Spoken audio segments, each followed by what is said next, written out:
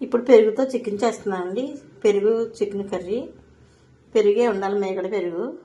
మేగడ కట్టిన పెరుగు తీసుకోవాలి, పెద్ద పెద్ద స్పూన్స్తో 2 స్పూన్లు. మసాలా సరుకులు అన్నీ కావాలి. ఇలాచీ, లవంగాలు, ధనియాలు, జీలకర్ర, గసగసాలు, జీడిపప్పు కావాలండి మస్ట్గా. ఇంకా తగినంత కొత్తిమీర, కొంచెం పసుపు, కావాల్సినంత కారం, తగినంత ఆయిల్, సాల్ట్, మిరియాల పొడి కంపల్సరీ ఉండాలి. అల్లం వెల్లుల్లి పేస్ట్, 2 పెద్ద ఉల్లిపాయలు, 4 పచ్చిమిరపకాయలు, కొంచెం నెయ్యి 2 స్పూన్లు నెయ్యి పడుతుందండి. నెయ్యి లేకుండా ఈ పెరుగుతో చికెన్ కర్రీ బాగోదు. పెరుగుతో చికెన్ కర్రీ చాలా బాగుంటుందండి. పెరుగు కర్రీ కూడా అని అంటారు. పెరుగుతో చికెన్ కర్రీ ఇది చాలా బాగుంటుంది. ఒకసారి పెరుగుతో చికెన్ కర్రీ ట్రై చేసి చూడండి. కొంచెం నెయ్యి, కొంచెం కొత్తిమీర, పుదీనా అయితే కంపల్సరీ కావాలి. ప్రతి నీసుకోరలో పుదీనా కావాలి. పుదీనా మా దొడ్లోదేనండి. మేగడ పెరుగుతో చికెన్ కర్రీ. 2 ఉల్లిపాయ ముక్కలు కోసేసుకున్నాను. ప్రాసెస్లోకి వెళ్తాను. చికెన్ ఉంది కదా, చికెన్ శుభ్రంగా కడిగేసుకున్నాం కానీ కొంచెం పసుపు, 1 స్పూను రుచికి సరిపడా సాల్ట్,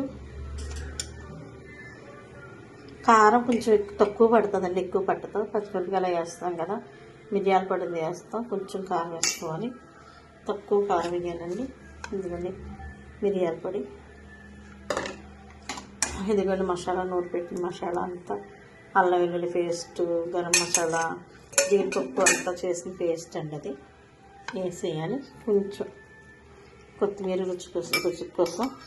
మేగడ పెరుగు చెప్పాను కదా, 1 గడ్డ మేగడ పెరుగు, 1 గడ్డ వేసేసుకోవాలండి. అందులో వేసుకుని మొత్తం అంతలో మ్యాగ్నేట్ చేసుకుని పెట్టుకోవాలి. 10-15 నిమిషాలు పక్కన పెట్టుకోవాలి. చూడండి బాండీ కాగిపోయింది. ఆయిల్ పోసుకోవాలి. ఇలాచి 2 లవంగ మొగ్గలు వేసుకోవాలి. 2 ఇలాచీలు అలా వేడెక్కిన తర్వాత పచ్చిమిరపకాయలు, ఉల్లిపాయ ముక్కలు వేసుకోవాలి. బ్రౌన్ కలర్ కూడా వేయాలి. సిమ్లో పెట్టేస్తే బ్రౌన్ కలర్లోకి వచ్చేస్తాయి. లైట్ బ్రౌన్ కలర్లోకి వచ్చి ఆనియన్స్ అయితే బ్రౌన్ కలర్ వచ్చే వరకు వేగుతున్నాయి. శుభ్రంగా వేగినాయి కదా, 10 నిమిషాలు అయిపోయింది. మూత తీసుకోవాలి. చూడండి మ్యారినేట్ అయిపోయింది నీట్గా. ఇప్పుడు ఇందులో వేయాలండి ఈ చికెన్. ఇందులో పెట్టే 10-15 నిమిషాలు అలా మూత పెట్టేస్తే మొత్తం చికెన్ అంతా ఉడికిపోతుంది.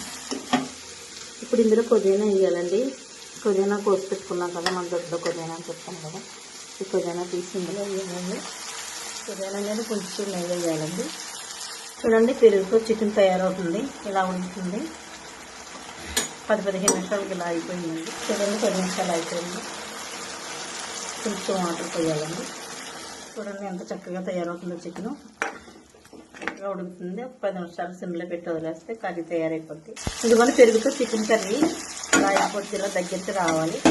అయిపోయిందండి, అయిపోయింది. కొంచెం కొత్తిమీర చక్కగా తయారైపోయిందండి. ఒక టేస్ట్ చేద్దాం రండి.